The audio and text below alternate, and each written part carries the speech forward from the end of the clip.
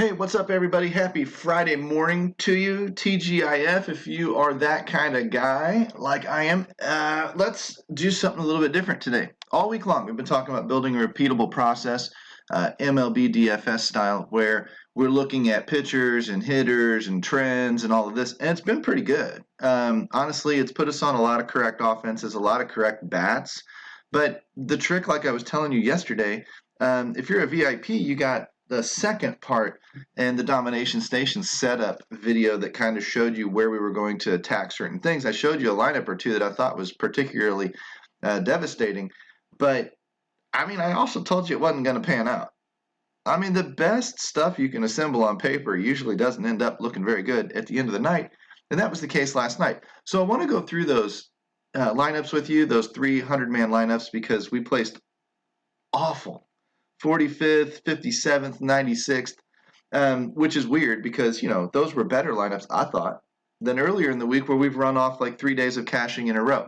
So a little bit different. We're still searching for that first win in 100-man on the year, that first top 5, really, but we're starting to get into the money. And this is just, again, it's just a variance thing.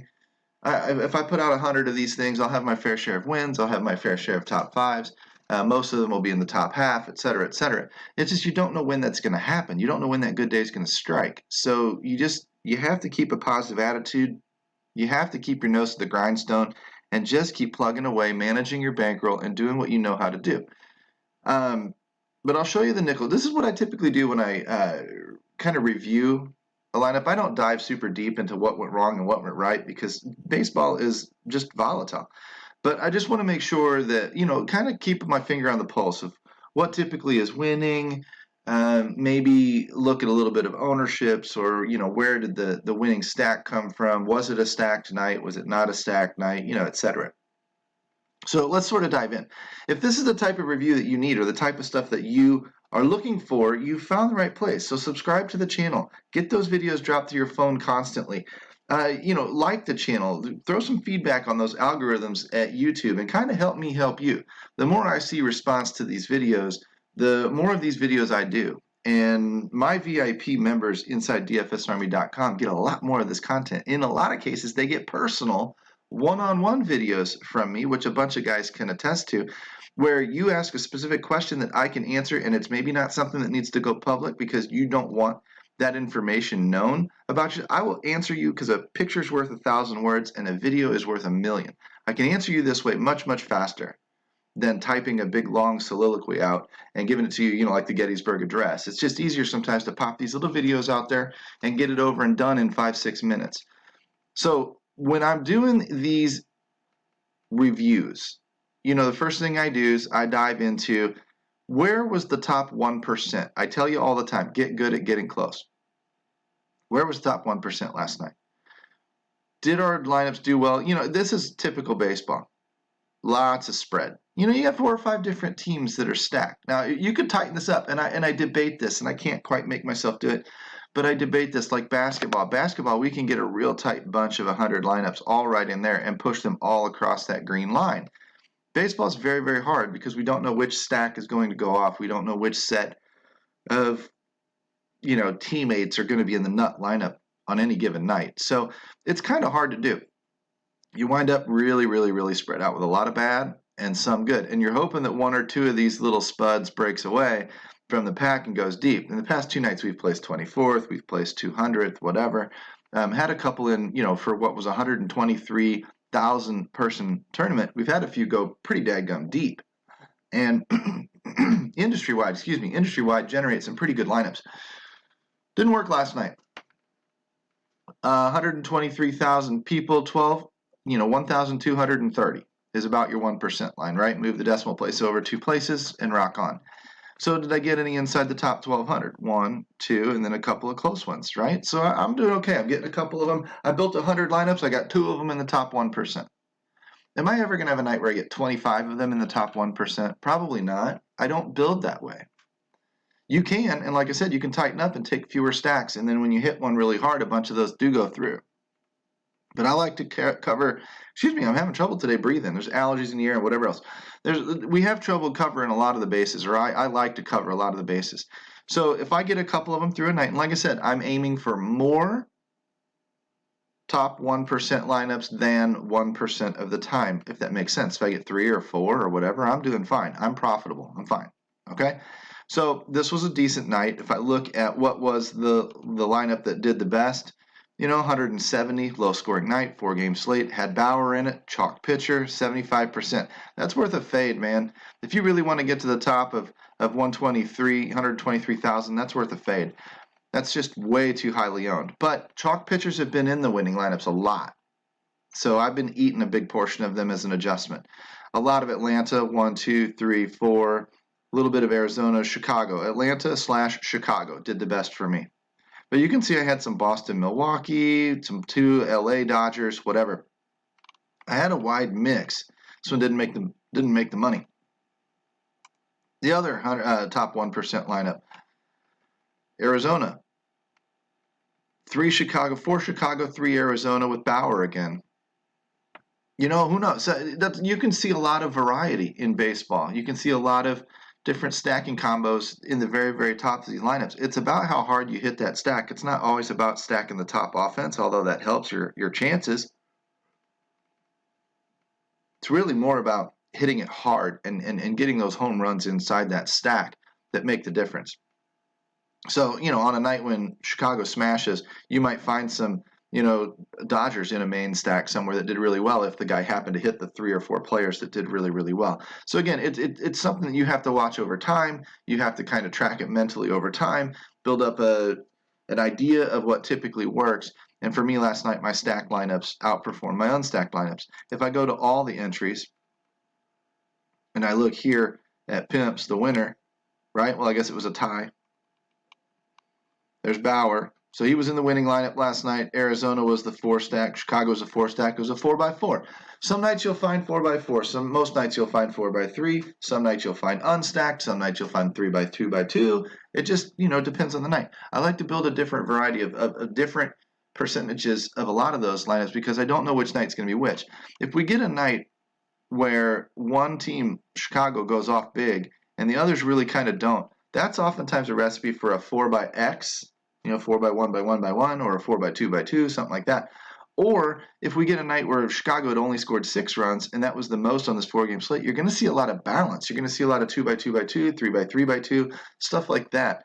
And so it makes sense when you don't know how that night's going to go. On smaller slates, I tend to stack a little bit less. On larger slates, I tend to stack a little bit more. We have an MLB chart inside our VIP forums that you can call up with a certain, like a little hotkey combination, and bang, you can look immediately for DraftKings and FanDuel which formations nut the slate most often. We've done a lot of research in that area. It's proprietary. I'm not sharing it with you, but I can tell you the general trend is stack a ton in baseball, obviously, stack more on bigger slates, stack maybe a little bit less on smaller slates. I mean, that much I can share with you. That's not rocket science.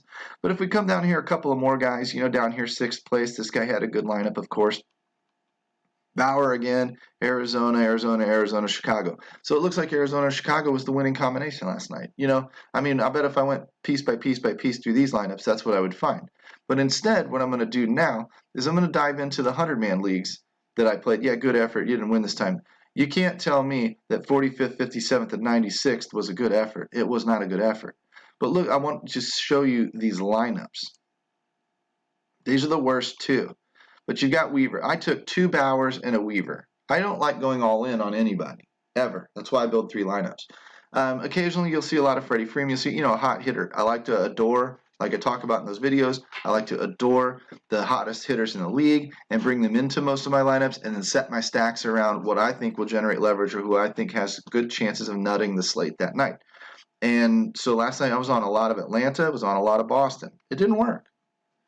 But look at the studs in these lineups. Weaver with Freeman, Riley, who's hot, Heredia, who's hot and underpriced, and Acuna. It's a pretty decent stack with Chris Taylor as a one-off, Bogarts, Martinez as a little two pair or whatever, and Rizzo, who's hot as hell right now too. That's a stud-built lineup. That has just as good a chance as going off as anything else. Was there anything wrong in that lineup? No. I mean, you could argue Luke Weaver, but I was getting different in case Trevor Bauer, pulled a Giolito or pulled a Scherzer or whatever and got torched, right? I don't want to be all in on those guys. I don't mind, again, them being, and last night we had Alzolay, which we called out. I put in Weaver. I don't know why. I should have put in Alzolay.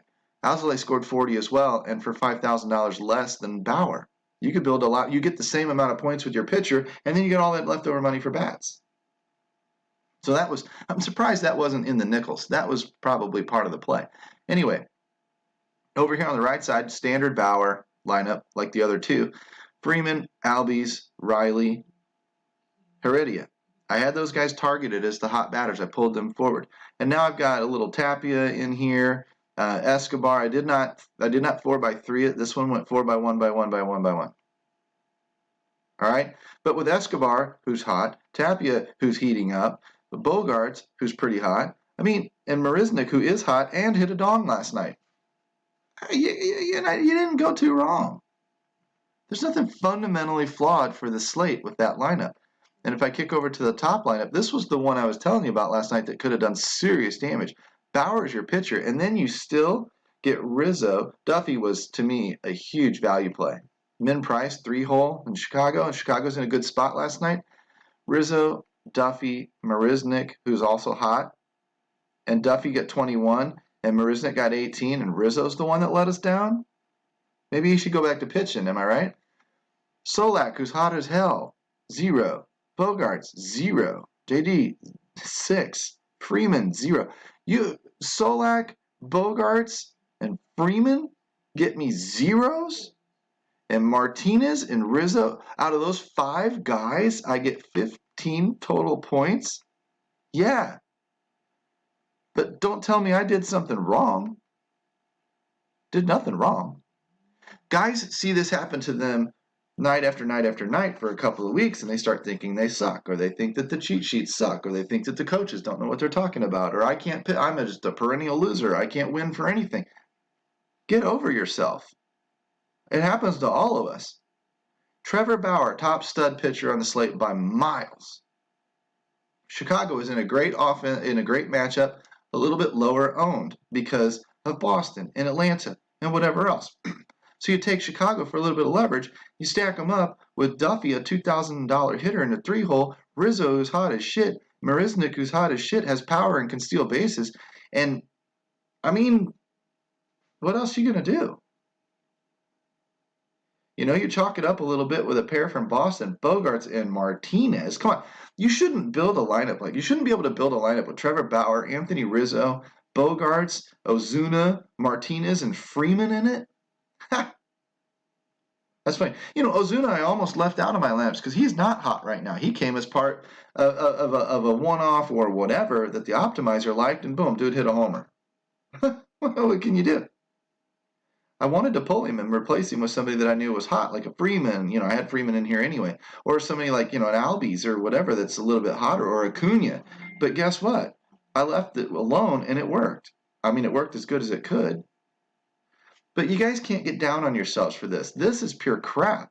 With your 45, 57, and 96, that's just pure crap. But if I open this up, I'll just show you where the stacking starts, for where the stacking is sitting right now. 33rd, 58, 88, 8, 15, 32, 5th, 35. A lot of mediocre, but a lot of top half. And then last night's 45, 57, and 96 is not good. But look at the run we've been on. 12, 9, 8, 14. We've been close a few times.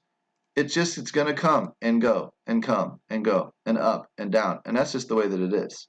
So what you need to do today is you need to dive in. You need to go through the process, right? It's Friday. You can do it.